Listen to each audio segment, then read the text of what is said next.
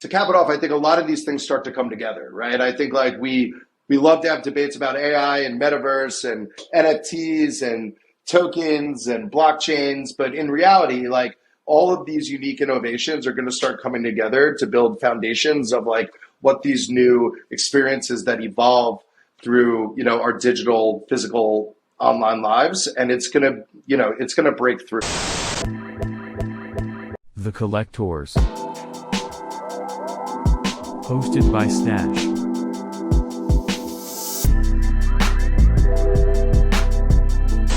Hey everybody, welcome back to The Collectours, the podcast presented by Stashh, where we bring in the biggest brains from the Web3 and NFT space to talk about how this crazy technology is impacting arts, media, culture, and today we have a very special guest, one of the biggest brains in the room. Please welcome Jarrod Dicker to The Collectors. Thanks for joining us, man. Thanks for having me, guys. Psyched.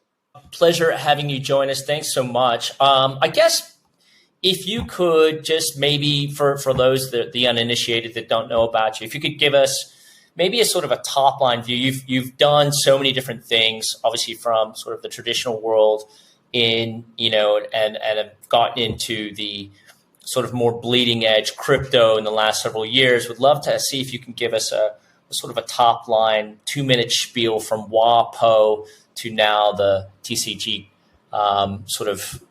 last several years. Yeah, totally. So I mean, you're right. My background is pretty diagonal. I've been all over the place. I feel like that's enabled me to see things in really interesting ways. I always like to talk about things like beginner's mindset as being so important because when you're building, especially in emerging spaces, there aren't a lot of experts if it is in fact emerging. And I often find that the indirect path and way of thinking oftentimes leads you to more interesting direct outcomes and results. So I'm a direct example of that. I started my career as a music journalist. I wanted to be a rock star, but I was pretty shitty at playing anything really well, and felt that an amazing way to get access to the music space would be to write about it, something that I've always been really interested in, and had a very fake it till you make it, almost famous moment where I'd be emailing PR people, kind of bullshitting, on the edge of truth of what I did and who I've interviewed, which then, assembled to the point where I did, 150, 200 interviews of some of my favorite and top known artists, and really became enamored in that space. And anyone who worked in journalism, especially on the music beat back in the late 2000s, knows that you can't really survive off $100 paychecks. So I was a bartender and a writer, and that was kind of my first foray into really becoming aware that, creating online is a really amazing thing and opens up a lot of opportunities and relationships that you otherwise wouldn't be able to get elsewhere. And I've kind of let that drive my entire career to this point. I got into media officially accidentally through a job listing on Craigslist where I wanted to be an editor at a blog called the Huffington Post when it was a blog. And they were like, you're not qualified to do that. But, we're thinking about new ways to make money. And, creative people at that time didn't really want to work on the business side. And I was like, shit, if you'll pay me, I'll do it. And again, that was kind of more affirmation around the notion that, being highly creative and really rethinking the way that things work is very appreciated, even more so on the business side. If you can make money doing what you do, then you really don't have to ask permission to continue doing it because the results are, pretty obvious. So worked at the Huffington Post for a while, built out that business, did a couple startups in between. When I was at the Washington Post, that was probably one of the more fun parts of my career. I did 2 tours there. The first time I ran R&D, new ventures, really thinking about new ways we could build our business outside of the journalism itself. And we built a bunch of software companies and big businesses around that, which was an awesome feat. But that's where I really started getting more deeper into crypto. It was when Trump came into office. There were 2 headwinds, I'd say, in the news business. One was deepfakes, fake news, which is still just a nightmare today. No one's been able to solve that as things become more and more and more distributed, but it becomes increasingly more important to solve. And the other was just the overall models, right? Like media was effectively free for consumers 9 out of 10 times. And that was because of advertising. And with the shift of advertising going to like programmatic and Google, Facebook taking the lion's share, now Amazon and others really jumping in that boat, we really started to have to ask our customers to pay for what they got for free, which is, almost impossible. So that led me down the rabbit hole to be like, how could this really change in a meaningful way? And that's where blockchain really started to become a lot more interesting for me. That if IP, content, people's work started to be minted on chain, then there's really interesting things you could do with provenance. You could follow the path of creation, whether something was manipulated.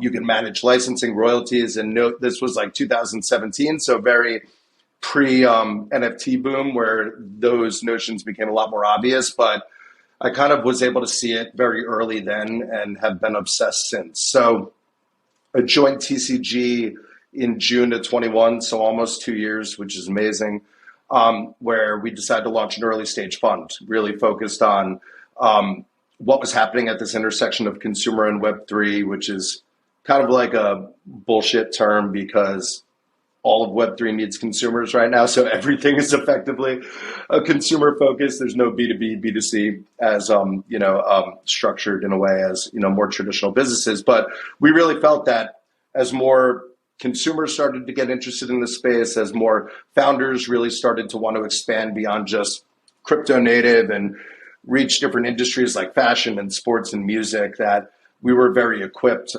to be kind of partners for these companies, and also, in relation to our LPs. And I could go deeper on churn-in and, our background and what we've done, but that's kind of led me here, and we're, we've been well on our way for a good 2 years. A lot of strong parallels to the movie Almost Famous. That just popped in my head for some reason. I was thinking about the music background. I was like, hey, I see something here. Of course, that crypto is going to take a left turn for us, but it's not that's fun. Right. We had a good talk about music stuff the other day. It feels like music always comes up on these things anyway, because like I had a background. That was what my grad school research was all about, was like, could we use blockchain for better royalty streams management? But I was writing that research in 2015. So it was basically useless, but there were already like a half dozen companies that were trying to kind of solve that exact problem. And it's crazy to think how ahead of the curve that kind of thinking was. And I wanted to ask you about something you did as an operator, not as an investor. We'll certainly get into TCG and all the theses that you guys have internally. But when you were still operating, I wanted to ask about PO.ET, because that's something else that was like way ahead of the curve. So, as somebody who's been an operator for a bit in the Web3 space, sometimes you're early, sometimes you're rarely late, but you're never really on time. So I was curious, can you describe PO.ET, what the initial vision was and all the challenges you faced, or just some of the main challenges that you faced when you were trying to bring something to market that was ahead of its time? Yeah, no, for sure. PO.ET is a lot easier to explain now than it was 6 years ago, to be quite honest. The whole ethos of PO.ET was really thinking about, what content IP starts to look like when you are able to put it on blockchains. And, the kind of ethos of it, was very aligned with kind of what I was saying earlier, which was, we all create online, right? Some of us do it professionally, some of us do it personally, but everyone is putting things online. And, as distribution started to become more and more prominent, that the long tail could create and anyone could build a business and anyone could reach a massive amount of audiences.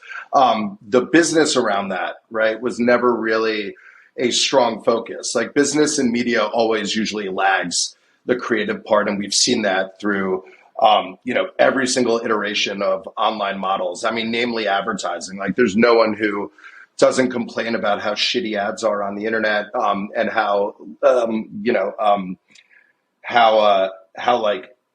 minimal creativity has gone into these 300 by 250 boxes. But that's just because people created and were just thinking of ways to easily make money versus trying to put a more kind of creative focus on the forefront on the business side. And with Poet, it kind of came at a very interesting time. I mean, one big catalyst was Gawker, which was a very large publisher, based out of New York that had a few different verticals associated to it, was taken down, through like a Hulk Hogan lawsuit. And all of the archives were erased. And I found that fascinating. I think many found that fascinating, where all of these journalists who created content, regardless of whether it was about, the Hogan incident or anything outside, all of a sudden had everything that they created on that Gawker domain or subsequent domains just completely erased from the internet. And that seemed off. Like that seemed like really, really bizarre that, people's work could just be totally expunged outside of their control. So that was one of the anchors of something interesting happening here, which is blockchains being immutable and being able to put content on chain really starts to create an interesting dynamic where, regardless of any authority that wants to delete or remove something, there's always kind of proof of its existence somewhere. And that was Poet in a cute way, proof of existence too. So that was kind of a major catalyst and kind of something that was like really close to home. The other notions kind of were around those thoughts of, all right, well, right now when we create things online, right, we could be creating them on Twitter. Well, like who controls and manages your tweet? That's your IP, that's your idea, but it's really not in your control. You can't monetize it even if you wanted to. And I found that so many incredible things were happening on Twitter first versus like Washington Post first. Like at a trial, right, a reporter will be in the courtroom and be live tweeting what's happening. And usually you'd have to wait, right, like a day or hours later in order to get a report on those things. So it just became very, very obvious that the means at which people were creating and the means at which people were consuming information was changing, but we didn't really have a good mechanism for that. So that was kind of the foray into blockchains. And it through the evolution at Poet, in kind of the year plus I was working on this, we kind of toyed with all of those things. We toyed with the notion of having immutable records for people to create content. We toyed with the notion that, like, why can't people monetize their tweets? Like, there was a great example I always used to love to use, which is like you're walking down the street, you see Kim Kardashian, you take a selfie with Kim Kardashian and post it to Twitter. In your mentions, it's like People Magazine, Vanity Fair being like, hey, love this, can we use this? And like, as a creator, you're like, sure, right? Like there's no other option than being like no or yes. And it was like, okay, like I could get more exposure, I'll say yes. But what if you were able to, like, through contracts, create rules around that? Like, here's how much it costs, here's how you could use it. And that could kind of run the gamut through, taking selfies with celebrities to even creating original IP. So there was definitely a there. And I think, what we've seen now, there's even more so. A lot of the challenges, like to the point that you were making, were really around timing, right? Like one avenue we really tried to think about was like, okay, how do we get like traditional publishers to start leveraging this? Because like many things in crypto, you really want a larger, more notable mass to be leveraging the software in order to get the awareness. So we'd work with like the AP, and I'd talk to the Post and the New York Times and really try to get them on board. But oftentimes it's an afterthought. No one wants to really leverage resources in order to do that, even though, which was a good sign, like everyone thought that was the right idea, that was the right position in order to give control back to creators. We did have success with New York Media, who runs like New York Magazine and The Cut and a few others, where they actually integrated as an experiment Poet within their CMS to start to be able to mint all content on chain. And unfortunately, I left, before we were able to really see whether or not that was going to work. But a lot of it was environment, right? That's when Bitcoin was at whatever, 20K and went down to 3K in January of 2019. And, a lot of, we were building for a customer that really doesn't want to be helped. I often say, like, when you try to work with traditional media companies, like, they'll publicly talk about like how frustrating Google and Facebook are and how they want to own their content and how they want to own their byline and all of these other things. But in the end, when you try to help them, they'll just find every reason why it's not going to work. So it's kind of like oftentimes a losing effort. So I wish I kind of like started more so on the platform side. Like I love what Mirror does. I love what Sound does. Like that would have been a great way to think about Right. how applications and examples could be built on top of a protocol like PO.ET. But what I will say is that like it definitely like the spirit of it was right, and I think the direction of it was right, and it led me to a bunch of different theses through like the following years up until I ended up coming to TCG, really around like what new media models should look like. So I like wrote something about how like media companies should be more like labels, and instead of like Washington Post being on the forefront and feeling like they have the relationship with the reader and their brand is everything, like be aware of what you're good at, right? You're good at distribution. You have the resources to help with accounting and finance and edit, and like basically acquire and recruit the top creators, put value to their name, and just act from the back, right? And really think of yourself as like supporting artists versus, artists supporting you. And I think we've seen that move. We've seen things in crypto that have kind of started pushing towards that, mainly to the point that you made earlier in the music space, I think is always kind of earliest to these sort of things. And even outside of crypto, Substack success and, other sorts of platform success has really shown that. So it's something that's still, going down today. And I think more important than ever today. And I feel fortunate to have had a head start to think about it. Yeah, I think that's a great actually segue to maybe just expand on that a little bit, because I think Substack has already shown the disintermediation of legacy media, right? So legacy media, I think now we've even gone from calling it mainstream to legacy.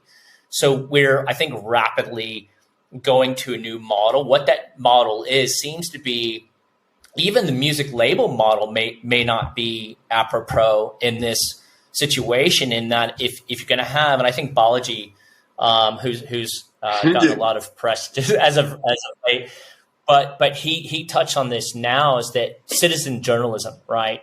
So it's really going to be sort of grassroots, ground up versus top down. So I think that sort of calls into question, and maybe would be interesting to see where you think, because I mean, I think Web 2, let's call it Web 2.5 or whatever, we want to label it with. I think Substack is sort of pointing us in that direction. How do you see Web 3 sort of flourishing? Where is it going to really take off? And then how, I mean, given what you know now, especially because you were so ahead of the curve, and now you've probably adjusted your compass a little bit, how do you see it actually taking roots and accelerating to a point where we're like, okay, we're fully Web3? No, it's a great question. And my thinking has really evolved, and that's actually become a like core thesis to how I invest in some of these things now. But what I'll say is I think it's very important to focus on the creators as it relates to Web3. Like they are definitely the ones who can start to leverage the software, test it out, see how it works.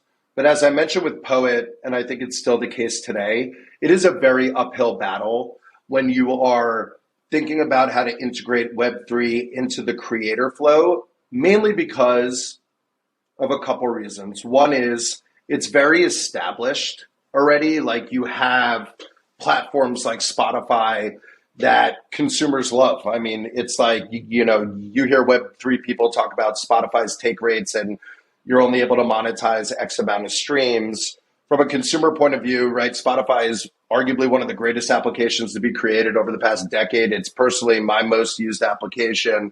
And if you talk to a lot of artists, probably not as much long tail, but, more like more popular artists, they love Spotify. And they don't love Spotify because they monetize off of it. They love it because it's distribution, right? They're thinking of their business and their brand as Spotify being top of funnel, get broad awareness, and then how do I drive, right, my fans more deeply down this funnel where I have a more direct relationship and can monetize on other things like commerce and, events and things of that nature. So I think the headwinds on the creator side continue to be very difficult, mainly because there's just so much established means, both on the tool side, on the royalties and rights side. And while I applaud those efforts,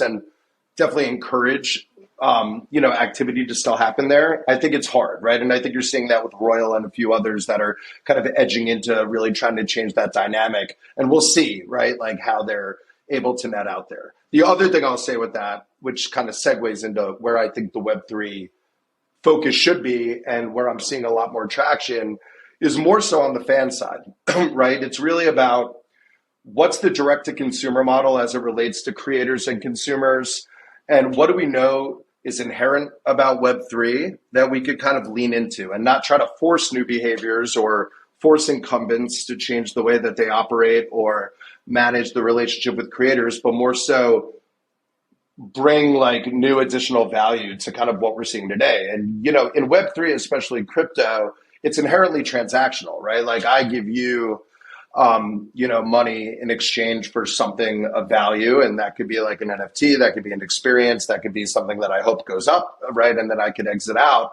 But that's the behavior today, right? One person gives money to the other and then you expect something out of that.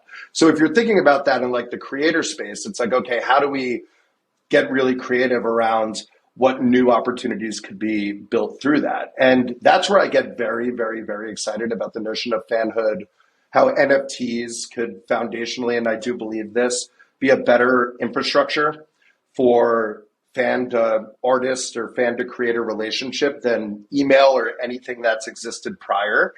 And there's a ton of things that can be done there. So one example I'll give, and you know, it's a company that we've invested in. So, you know, it's not so much as a plug, but just as a very kind of coherent example, is this company Medallion, right? Medallion is basically music fan clubs on chain. That's how they're starting. It'll expand. It was founded by a few folks, one of which is this dude, Matt Jones, who used to be CEO of Songkick, so really understands the complexities of the music business. And the idea is quite simple, right? It's that artists really don't have a strong direct relationship with their fans in music. They're creating on Spotify, they're on Facebook, they're on YouTube, they're on Twitter. Oftentimes it's not them, it's a manager. Their data's all over the place. Their relationships are all over the place. It's not one-to-one. And what starts to happen if you are able to build a one-to-one relationship? So they, you know, are very kind of like positioned to do this well, both in terms of what they could do on the technical side, but also on the relationship side, where they've, you know, signed on My Morning Jacket, they've signed on Tycho, Jungle, Greta Van Fleet. And the proposition is simple. It's like, look, you release an NFT that's free to claim. You own and manage that fan club within your own environment. So any fan could claim the NFT. Once that fan claims the NFT, they then enter that experience directly with the artist. So for My Morning Jacket, you could join that fan club and you have that one-of-one NFT, and then you could do a ton of shit with it, right? Maybe you get early ticketing. Maybe you get preferred seating. Maybe you get backstage pass or meet and greet. They're doing like purely digital only box sets that only people within the community can get. And it's an amazing model because you already know that fans want to be closer to their artists. Fans do want to open their wallets, right, in order to get more value out of like what they could get from an artist. I mean, I'm a dude that's seen Fish 200 plus times.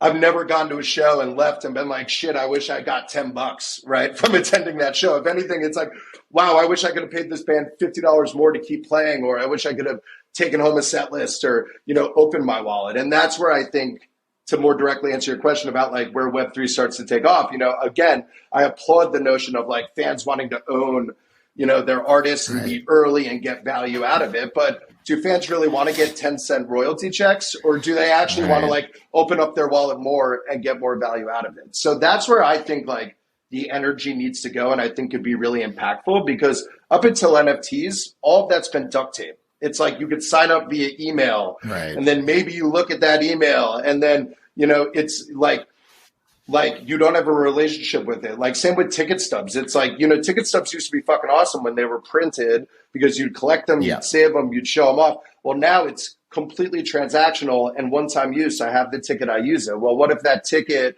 if I go to see Fish at MGM, that ticket's an NFT, I now get discount merch at the booth. MGM is like, hey, here's a $100 voucher to play slots, stay in our hotel for 20% off. Like, it's such a more direct and meaningful mechanism to keep a relationship going that benefits both artists and fans. So that area, I think, is going to be like the holy shit moment of like, wow, like not only is this using crypto and that's pretty cool, but more so this technology is actually way better at delivering this experience than anything that's existed prior. And I'll cap off by saying, like with Medallion, they've seen that, right? Like fan club signups and acquisition and transactions are like significantly higher than anything that they've done prior in their existing attempts. So we're already seeing both on like the data side and the participation side that it's working. So that's the bucket that I love, that I think then indirectly builds big business for these companies. Yeah. I mean, it's amazing you say it only because like the Stashh tagline, by the way, is where creators and collectors make connections, because that's what we struggle with to think about is like, to what extent does the collector own that relationship? To what extent does the creator own the relationship? It's sort of joint ownership of this bi-directional relationship. And, you know, we see this in Web2 platforms too. I guess Twitch and platforms like that are closer to this, where you have sort of more interaction, live interaction between the creator and collector. But what if you want that to be an ongoing relationship? It also relates to the thing we think about maybe the most, which is these issues of privacy and encryption. Like, to what extent, and this comes up in the legacy media space too. It's kind of how Spotify came into existence. The fact that anybody could rip a song and throw it on LimeWire, you know, that was the result of just what happens when all of this content is universally accessible to everyone. Blockchain is not exactly a great privacy or data protection technology. So what does that mean for the value between the creator and the collector? You know, we're digging up all these questions as operators. You're digging it up as an investor. You're actually leading me directly yet again to our next scripted question, which was, we did want to talk about these TCG theses, right? And specifically something we've heard you talk about, this notion of passion points. So what's a passion point, I guess would be the way to say it. You started talking about a few of these different things. You're dancing around it, but let's put a term on it. So like, what's a passion point, and what is the relationship between like creating an NFT, collecting an NFT, and the sort of emotional experience for the collector or consumer, however we want to think about them, but just like, you know, the fan, the person, what does this all mean for them? Yeah, no. So we, you like directly hit on it. I mean, this is something that TCG Crypto has taken directly from TCG, which is, how do you identify these areas of passion that currently exist, right, in their own unique pockets? And then how can you build upon that, right? Either like going like strongly vertical by providing more value and giving more interest to those customers, or even going more horizontal. And what I love about, you know, the firm is that they've done that, you know, at scale for well over a decade, right? You look at Barstool Sports, right, which started as Portnoy wanting to get into gambling, and really like soon being able to identify that, like, okay, this is the audience that's actually into that. Let's create media around it. Let's build brand around it, and then expand across. Or things like Epic Gardening, which is a large one that we're very involved with right now, that's thinking about DIY gardening, or Hodinky with wristwatches, or Meat Eater, right, with hunting and fishing. So it's really kind of this notion that like people have hyper obsessions, right, online and offline. And when you feed into those obsessions, there is a large desire, right, for people to participate, connect more deeply. And there's actually, right, big business out of that. And that could be more broad thinking, like collectibles, right, and how people are like buying, selling trading cards, and how that then equates into digital. Or it could be, you know, personal passions like, you know, me liking music, or my wife liking mahjong, even though she's under 40 years old, and things of that nature. So in crypto, right, like we like the passion. So I'll start by saying one thing. One thing is, from a thesis point of view, I think it's very, very, very important to really hone in on like what blockchain does particularly well, because I do think people in crypto love to spin out of itself very quickly, and then we often find ourselves trying to solve like a bunch of problems or create a bunch of different things that are spreading a bit too far from like what really makes it unique. And what really makes blockchains unique is that you could buy, sell, collect digital goods, right, on chain. And you can make the argument, which I would, that it's the only place to do that. You can make the argument, if you don't agree, that it's the best place to do that. But without a doubt it is. And you could look at volume of Bitcoin, you could look at volume of Ethereum, you could look at monthly GMV of OpenSea, which at one point was 5 billion, but is still at 500 million. These things are happening here, right? And through the history of the internet, we've seen more and more things go digital at their own pace. So there's no doubt in my mind that these passions that people have across all of these different sects are going to figure out how to make themselves more applicable digitally, and blockchain is definitely, the place for that. What we saw kind of like early on is that a lot of the key focus, right, was really around reaching the existing users within the crypto space. And my thinking has really changed on this. Like early on in the creation of the fund, I thought about like, what does it look like when there's like quite like not a literal, but like a figurative bridge. It's like, here's people not in crypto, here's people that are in crypto. How do you get those people not in crypto into crypto? What I've really kind of like settled on now is that there are actually two customers and two audiences, and they're both very important. Like there are the crypto native, which is smaller, but arguably has like higher ARPU and, spends more time and engages more. That's a very, very, very important audience. And then there's people outside, right? That may be curious, that may have certain passions that touch or may not touch crypto, but they're important to reach as well.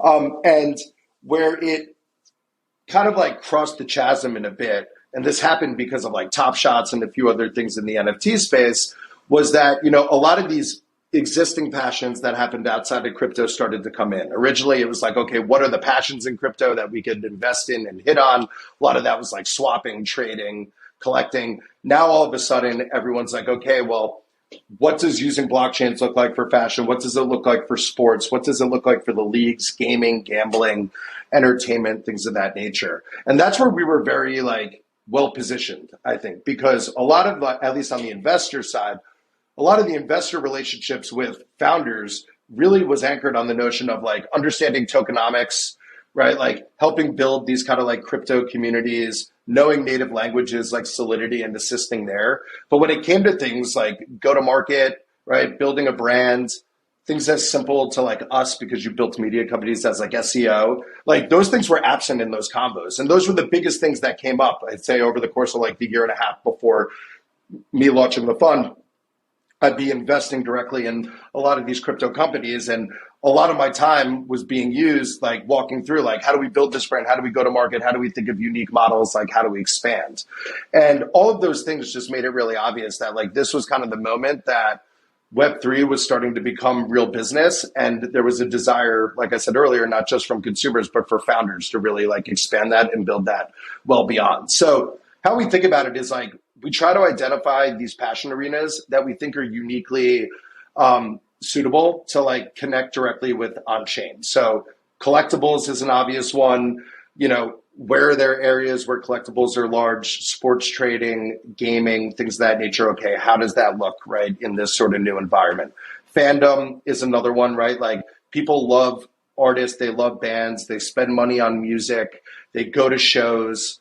How do we make that experience a bit tighter? I think gambling is a tricky one, but a big one, but there's a definitely like natural transition to, the gambling space moving more deeply into crypto, leveraging incentives and, people being able to wager and participate more deeply in games. So that's like where we really try to kind of like harness most our focus. Like we've invested across like 4, I'd say like major verticals, platforms, infrastructure being one. And in there is like on cyber and guild and rabbit hole and areas where like crypto is functional and an important core use case for like how these platforms work. There's entertainment, which has mostly been on the music side, but we're looking to expand that outside as well. There's gaming, which we're fascinated with. And then we also love the collector space, like, and we look at collectives from an investment point of view as a way for us to like index across, asset classes that we think are very important. But as we're not a hedge fund, kind of give us good exposure there. So we're in Flamingo, we're in Seed Club, Archive, Ready Player Now, a bunch of different passion point arenas, like people who enjoy gaming, people, who are in the startup space, NFT collections, things of that nature, and going in there. So I do think more and more it is going to become more important. I can't tell you like how many of our founders or, soon to be founder relationships come to us and they're like, oh, wow, like you guys did Barstool, like we want to be that, right, for Web3, or you did Crunchyroll, like we want to be the Crunchyroll of Web3. So there's so much synergy between those things, and the same tactics and strategies that were used in order to like build and expand those businesses and think through those challenges are directly applicable, right, for how Web3 is thinking about engaging and leaning into the space. So, yeah. I've got some interesting. I'm going to try and tie these together and see if I can formulate sort of an original sort of synthesis of thought and maybe directionally a question. So two things that popped into my mind. Most recently, we did an interview with G Money, and one of the alpha, I would call them alpha insights that he gave, and I think it's highly relevant here, is that he thinks, and I'm hard pressed to disagree with it because it's sort of a contrarian take, but I do think he's on to something. He thinks really that where you're kind of sort of coming from outside in, how do we bring traditional into Web3? He's the other way. He's thinking that the natives, the Web3 itself will be such a force of direction. In other words, it's going to be more in out rather than out in, and it's the one that's going to be driving adoption in that they will the natives and his brand 90cc is going to be taste makers. So rather than others trying to sort of come into it's the natives that are going to be driving from the adoption from the sort of in out. And I want to tie that to another premise which sort of I hold him in high regard, which is 6529, and that is critical for us in order to proliferate sort of the idea of decentralization through NFT adoption. Is the NFTs essentially is the Trojan horse for decentralization, is his ultimate premise. And how are we going to onboard the next 100 million, which then you hit that inflection point, which then is the 500 million billion point, what have you. So given this as a driving point, and sort of just tying in another thought, how right now currently, because everything's on chain at least, and this might even selfishly tie to us a little bit and how we're approaching things, but everything is public. So potentially, NFT, sort of our NFT wallets end up being, or rather our wallets end up potentially being a junk mail box, right? So we're the whole social sort of, the social graph where essentially maybe we're creating a bigger problem than we started out with. So given all that, and given what and given where you've come from, where do you think is going to be that critical? How are we going to really you've mentioned it. How are we actually going to cross that chasm, right? Where's that real mainstream adoption going to come from? And let me help you with this idea, because you've mentioned it when you were talking to Raul Paul on your previous episode of this idea of social tokens, which we haven't really talked a lot about in industry, but perhaps it's worth mentioning now, in that we're now talking about, I think we're starting to pull at threads of different ideas, and we're evolving into a sort of a better mousetrap, if you will. What are your thoughts on that? How might that help us accelerate? Yeah. So one, I love G. I feel fortunate to have him as a friend and spend a lot of time with him. I agree with the notion that I think a lot of the examples and early accelerated use of how these technologies could be leveraged for certain things, in G's case, like high fashion, right, physical to digital, things of that nature, I think will kind of come out of this group. I think this group is willing to experiment, willing to take risk. I always say, I question, right? I always personally question buying a $500 piece of furniture, but you'll easily buy a $500 NFT because it's in ETH, right, versus USD.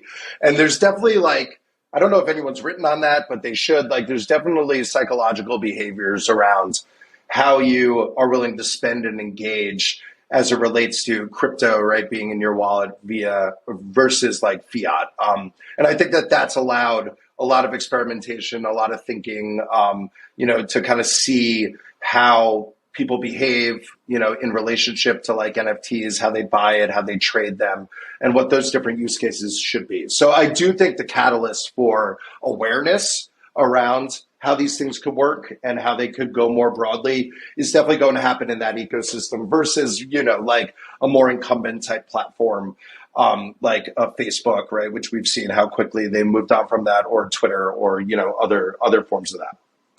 That being said, I do think that crypto's adoption in a more broad use sense is going to be way more connected to the existing means of doing things that I think a lot of crypto folks want to admit or, are today comfortable with. And what I mean by that, right, is like crypto companies, or no, not companies. I'd say the crypto space often likes to find a common enemy and attack it.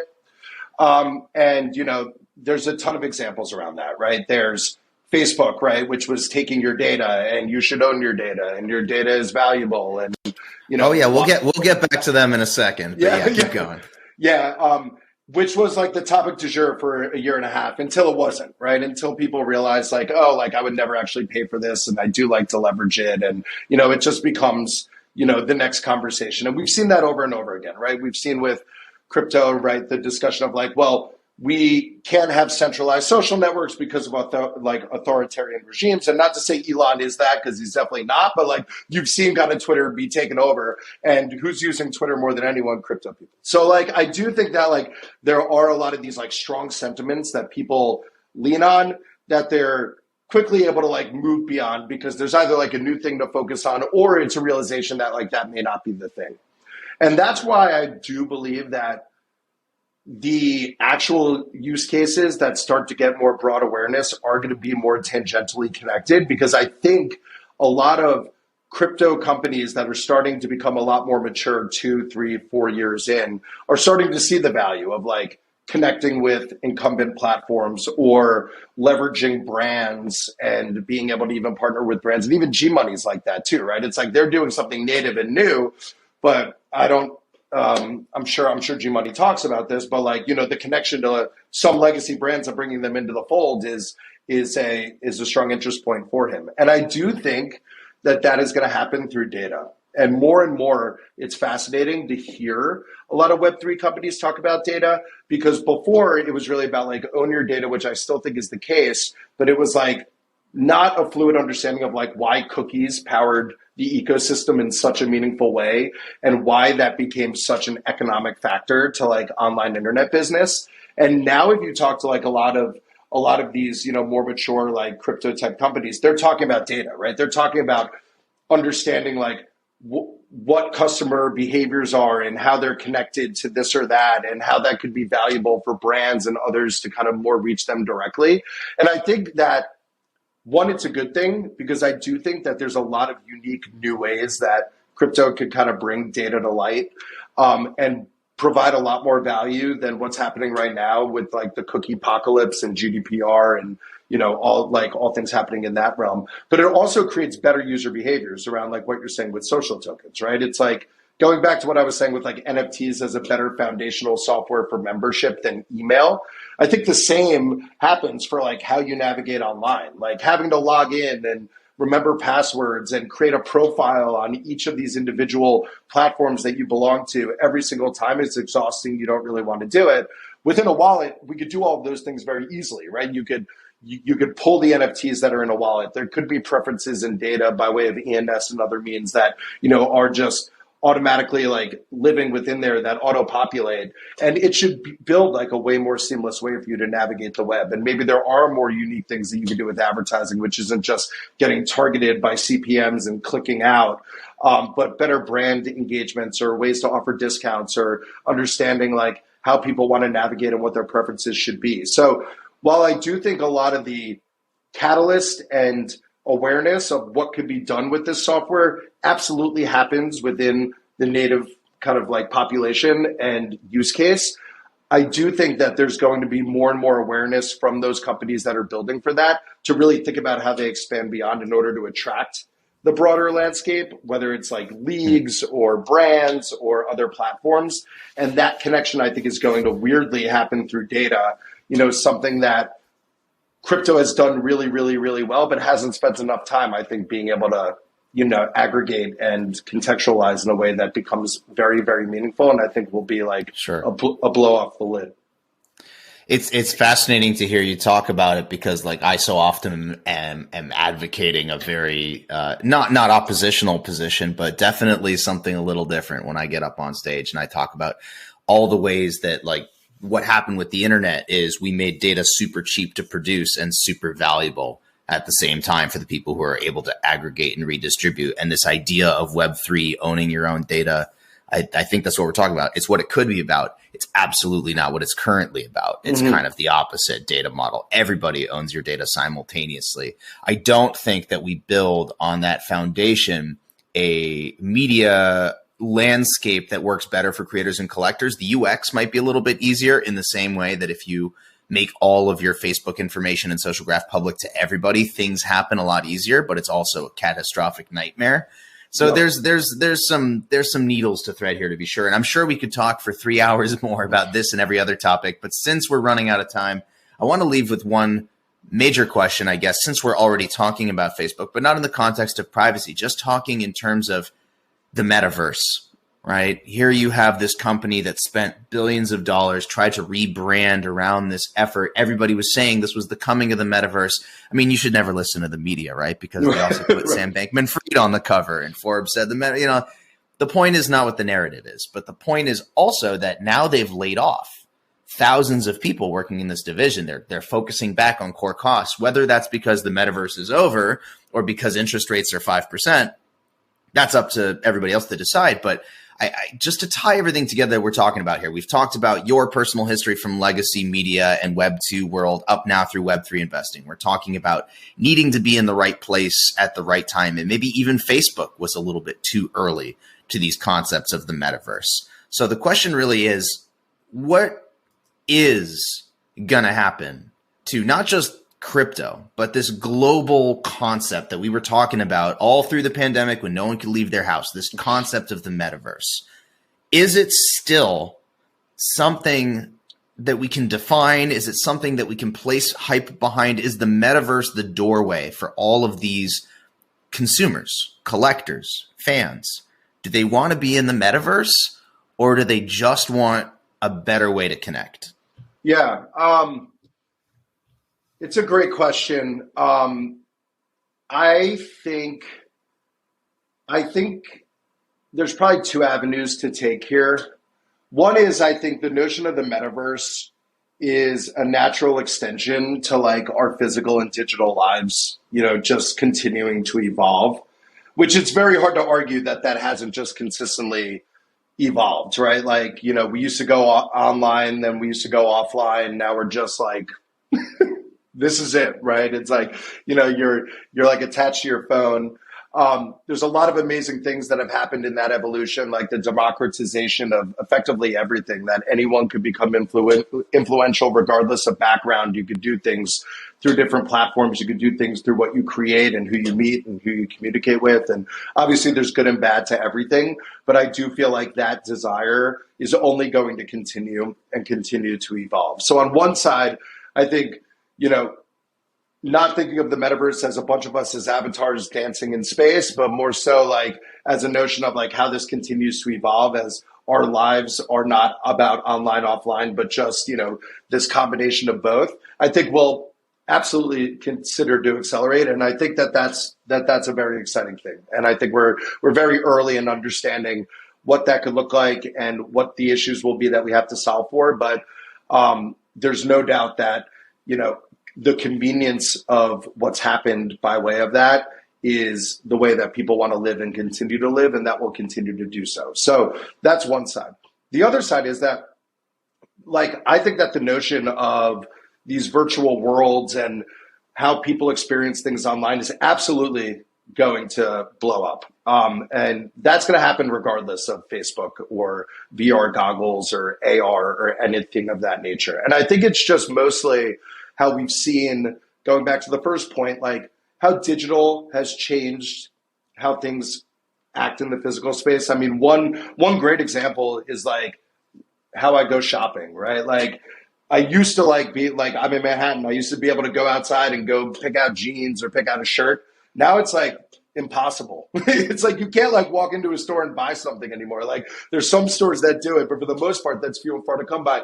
You buy everything online. Well, the whole online experience is pretty shitty. I mean, the convenience of it is great because I could order 2 sizes of everything and just return what I don't want. But every website looks the same, right? It's like grid layout. I don't know what this is going to look like on me. I don't know who else is buying these sort of things. It's very hard to understand trends because SEO is so gamified.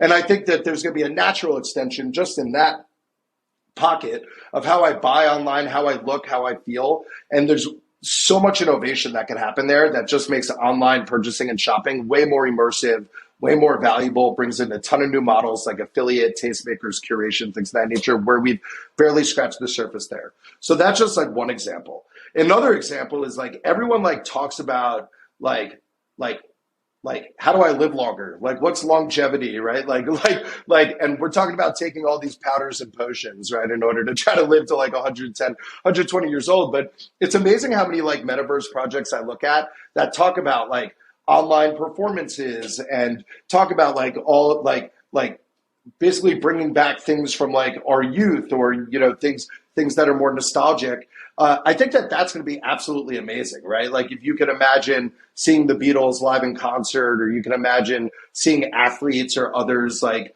be able to live like in these more metaverse environments by leveraging AI and, you know, other sorts of, you know, relationship type technology, like that shit is exciting. And I think it like all like it all attaches itself to like a simple thing, which is like people will pay for things that like make them feel good, you know, even things that make them not feel good, things that are convenient, things that are exciting.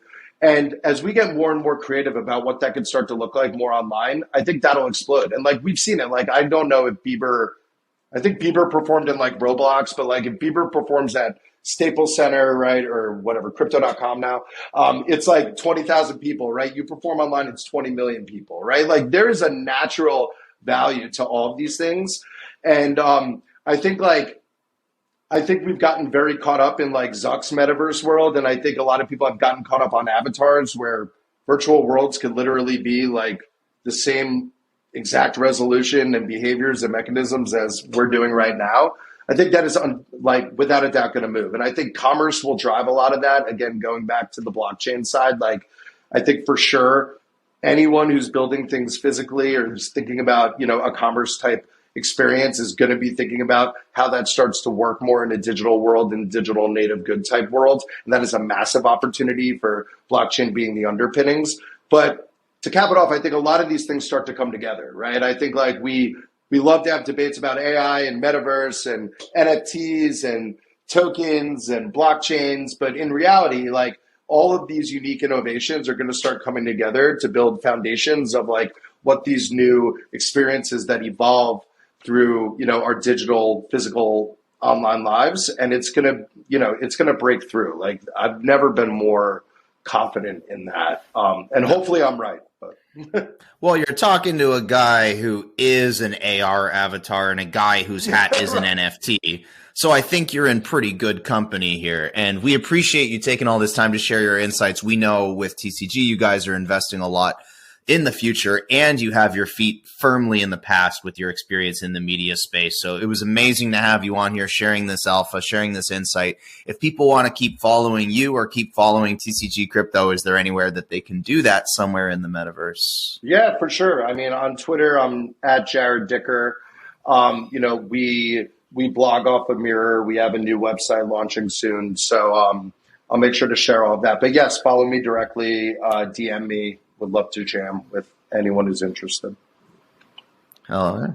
I'd like to sneak in a gotcha question. We love these. Just because I think it's call it alpha, call it just something that maybe you haven't thought or maybe you haven't made public. But if you were to take a contrarian view, or what is it that you would put out there now that is not. It's not mainstream, right? So it's your take on what you think is going to happen in the next 6, 12, 18 months that no one else is taking, but it's your position and you see it as clear as day. Oh, wow. That is Gotcha. that is a good gotcha question. And I'm trying to think of something that is, very, very particularly novel. Um, I guess, I guess one that I kind of mentioned, so it's like a cop out, but I do think that there starts to become, whether fortunate or unfortunately, big business and data on blockchains. Um, Another one that I'm very adamant about, which is very weird for people, is this notion of like virtual stars. Like, I do think we've seen like a taste of that, of a lot of like virtually native artists or creators. I think we're going to continue to see more of that, mainly because of like the efficiency of what virtual could do versus, physical. But I think we're going to see a lot more celebrity built around that, and a lot more experience kind of built around that. Um, I think I I think a, I don't have the answer to it, but I think a lot of the clear use case for crypto and the notion around ownership will start to evolve a bit. Like, I think like there are a lot of people who want to purchase, own, and invest in things, but I think that's very oftentimes counterintuitive to consumer behavior. So I do think that one of the largest trends that are going to happen, especially in crypto, is going to be around this notion of non-financial NFTs, like how people collect and use, and that being more so like a mechanism for participation versus a mechanism for speculation. So those are three. I'm sure I'll get off this podcast and think of like the ultimate. Isn't that how it always goes? But Like when you think of the perfect comeback to the bully after walking away. right. I mean, I do also predict that. I think what's interesting right now is everything, and I'm not saying AI for the sake of AI, but I do think that what we've seen with like GPT-4 and this stuff has just been phenomenal. Like, just in the notion of like how things are going to change and how new behaviors and products will be created. And usually, right, especially like as trends are kind of peaking, you don't really want to build into those trends because you don't want to just be like a trend chaser. But I do think for a lot of crypto companies, there's a massive opportunity to think about how your software can underpin a lot of the things that are being done in that space. Name like for the most part, to go full circle to what we were discussing with PO.ET, right? It's like if the whole like recognition of behavior was that media and creation always happens first, and then business is always an afterthought, and we've seen that through like the steady democratization through distribution. Well, AI is just going to accelerate that 10, 20x, right? So how do you know who creates what? How do you manage that? All of those things are going to become increasingly important. And I still believe, almost a decade later, that blockchain is the right technology to do that. So I strongly encourage, even though it's a hype, like a lot of these companies to think about like what their place is in that. Like, crypto doesn't have to be wholly owned and managed in its own environments. Like, not everything has to be, crypto from the ground up. There could be components that start to integrate within a lot of these other consumer use cases that will position them to be way bigger than, if they were going to do these things on their own. So exciting. Oh, we love talking about AI and the impacts on this podcast, only because we could do an entire episode, and maybe we will do an entire episode upcoming where we just go deep into all these implications beyond the hype, but also it is sort of a limitless technology in the same way that the metaverse is, because depending on how you define it, the metaverse is everywhere. All intelligence is artificial or extensible to some degree. We'll all be managing AI agents to some degree, or maybe they'll be managing us. Who knows? It's all exciting. It's all terrifying, but we really thank you, Jarrod, for coming on and helping us explore it. Thank you for being a big brain with us today on the Collectours. We look forward to our next conversation, and we'll see you around the metaverse or in meat space, we hope. Yeah, yes, of course. Thank you, guys. This was awesome. Thanks so much, Jarrod. Appreciate it. You're a legend. Yeah, no, thank you, guys. Bye bye. From the Collectors. Hosted by Stashh.